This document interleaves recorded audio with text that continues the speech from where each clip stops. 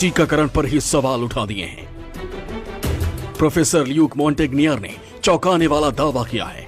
उन्होंने कहा है कि वैक्सीन कोरोना वायरस को रोकने के बजाय उसे और भी ज्यादा ताकतवर बना रही है और कोरोना के नए नए वेरिएंट आने के पीछे भी टीका ही है।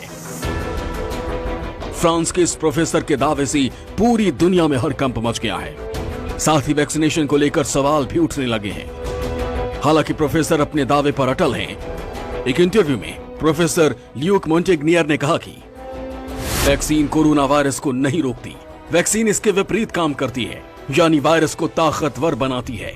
टीके से कोरोना के नए वेरिएंट ज्यादा खतरनाक होते हैं।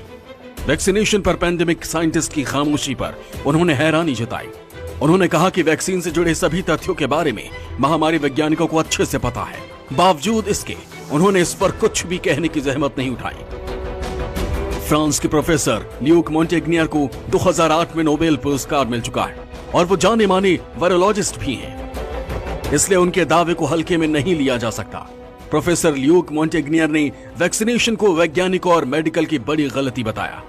उन्होंने दावा किया कि वैक्सीनेशन पर खामोशी वैज्ञानिकों की बड़ी गलती है, जिसे किसी भी कीमत पर स्वीकार नहीं किया जा सकता। पूरे मामले को इतिहास में भी दर्ज किया जाएगा, क्योंकि टीकाकरण ही नए वेरिएंट पैदा कर रहा है। वैक्सीन शरीर में एंटीबॉडी बनाती है, जिससे वायरस दूसरा रास्ता खोजने या फिर मरने को विवश होता है। इसी वजह से कोरोना के नए वेरिएंट सामने आते हैं। वायरोलॉजिस्ट प्रोफेसर ल्यूक मोंटेग्नियर ने कोरोना से मौत और वैक्सीनेशन को अच्छे से समझाते हुए कहा कि टीकाकरण का ग्राफ मौत के ग्राफ के साथ चल रहा है। मैं बेहद करीब से इसका अनुसरण कर रहा हूं। साथ ही ऐसे मरीजों के साथ प्रयोग कर रहा हूं जो वैक्सीन लगने के बाद संक्रमित हुए हैं।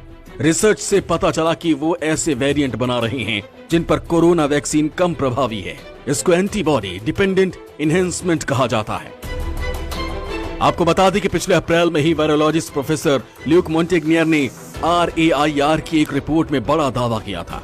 उन्होंने खुलासा किया था कि कोरोना वायरस को लैब में बनाया गया है। हालांकि उस वक्त उनके दावों का कुछ संगठनों ने विरोध किया।